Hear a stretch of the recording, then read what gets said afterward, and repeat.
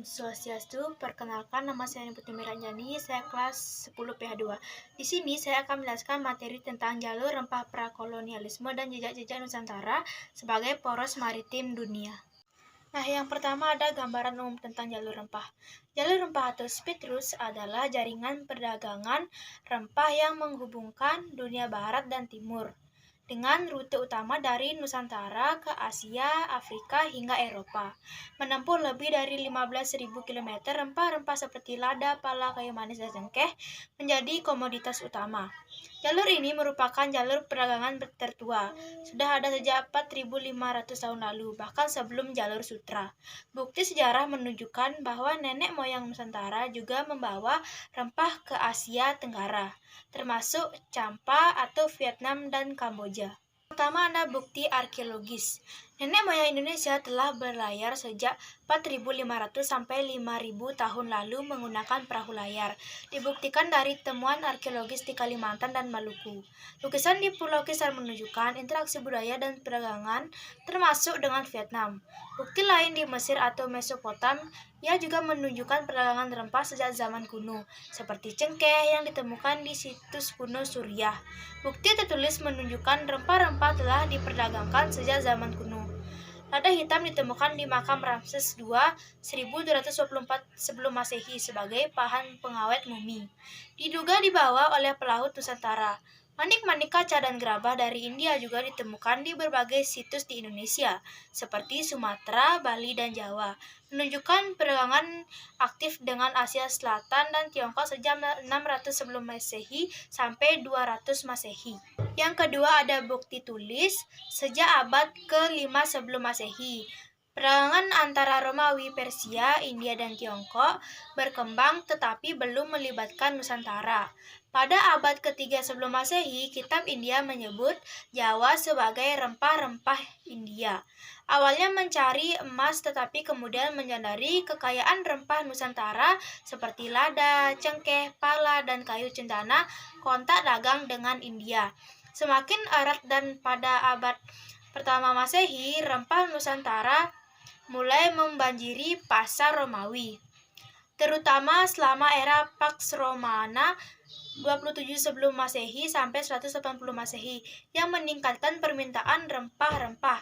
Pada abad kedua Masehi, Tiongkok mulai menjalin hubungan dagang dengan Nusantara yang tercatat dalam berita tentang utusan dari Raja Bima. Rempah-rempah Nusantara seperti cengkeh dari Maluku menjadi komoditas penting dan disebut dalam sumber Tiongkok dan India. Pada abad keempat, catatan perjalanan dari biksu Faxian menyebutkan Jawa sebagai wilayah yang dikunjungi. Selain itu, perdagangan rempah juga melibatkan Romawi dan Mesir, dengan pelaut India sebagai perantara utama. Jalur rempah pada masa Hindu-Buddha. Pada periode kerajaan Hindu-Buddha di Jawa, jalur rempah semakin berkembang pesat.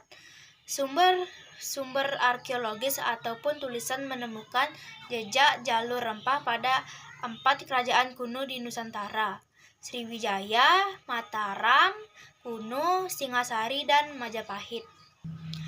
Kerajaan Sriwijaya.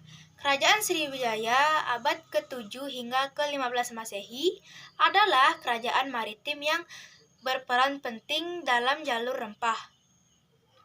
Sriwijaya menguasai pelayaran dan perdagangan di wilayah Nusantara, India, Tiongkok, Arab, dan Persia. Bukti kejayaannya berasal dari prasasti, catatan Tiongkok, Arab, dan laporan pendeta seperti Itesing atau 671 Masehi. Faktor kejayaan Sriwijaya menurut arkeolog Nini Susanti 2019 meliputi: yang pertama ada letak strategis di antara Samudra Hindia dan Pasifik dengan angin musim yang mendukung pelayaran. Yang kedua, kekayaan rempah-rempah seperti lada, kayu manis, cengkeh, dan pala yang menjadi komoditas utama perdagangan. Yang ketiga, ada hubungan dagang luas dengan India, Arab, dan Tiongkok. Sriwijaya menguasai Selat Malaka sejak Masehi yang menjadi jalur perdagangan utama. Hukum paksaan menimbun barang mewajibkan kapal dagang singgah dan membayar cukai. Armada laut yang kuat juga menjaga keamanan dan kepentingan perdagangan kerajaan. Catatan dari Zaurugua abad ke-13 menyebutkan komoditas perdagangan Sriwijaya seperti kayu, gaharu, sutra, porselen, dan emas yang ditukar dengan barang dari India dan Tiongkok. Hubungan dengan kerajaan Kolaman ala India sempat memburuk pada abad ke-11 karena konflik pajak. Sriwijaya juga menjadi pusat pembelajaran agama Buddha, menarik banyak biksu dari India dan Tiongkok, termasuk Itsing, yang belajar di sana sebelum ke Nalanda. Kerajaan Mataram kuno atau abad ke-7 hingga 10 Masehi adalah salah satu kerajaan di Nusantara yang berperan dalam jalur rempah. Bukti utama peran ini terdapat pada relief Candi Borobudur yang dibangun 770 sampai 820 Masehi pada masa dinasti Syailendra yang menggambarkan kapal-kapal kuno Nusantara. Fakta penting mengenai Mataram kuno, yang pertama ada relief Borobudur yang menggambarkan kapal layar yang mirip dengan kapal-kapal dagang yang berlayar hingga Madagaskar dan Afrika Selatan. Ini menunjukkan adanya hubungan maritim yang luas. Yang kedua ada keanekaragaman hayati Nusantara, sampai sekitar 11% dari total spesies tumbuhan dunia sampai menyediakan banyak rempah seperti cengkih dan kayu manis yang diekspor ke berbagai wilayah. Nah, yang ketiga ada jalur perdagangan, kemungkinan mencakup rute dari Nusantara ke Afrika melalui Maladewa dan Madagaskar. Dikenal sebagai Cinnamon Road atau rute kayu manis. Pemerintahan Mataram kuno berada di bawah dinasti Syailendra dan Sanjaya dengan pengaruh Hindu-Buddha yang kuat. Kerajaan ini memainkan peran dalam perdagangan lintas samudra, akhirnya mengalami kemunduran dan berpindah ke Jawa Timur.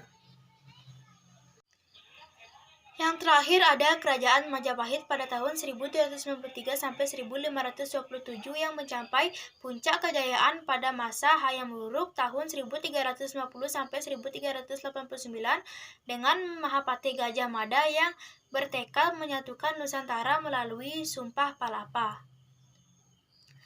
Majapahit menguasai perdagangan rempah dan jalur laut strategis. Majapahit memiliki angkatan laut kuat dan banyak pelabuhan dagang seperti Surabaya, Gresik, Tuban, dan Bali.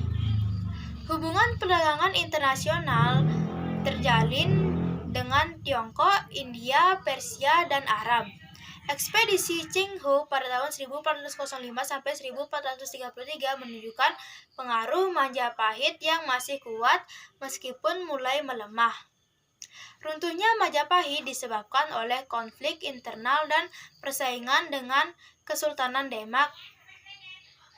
Warisan Majapahit tetap berpengaruh dalam budaya, sistem pemerintahan, dan perdagangan di Nusantara. Itulah penjelasan saya tentang materi jalur prakolonialisme. Terima kasih telah menonton. Saya tutup dengan Paramasanti. Om Santi Santi Santi.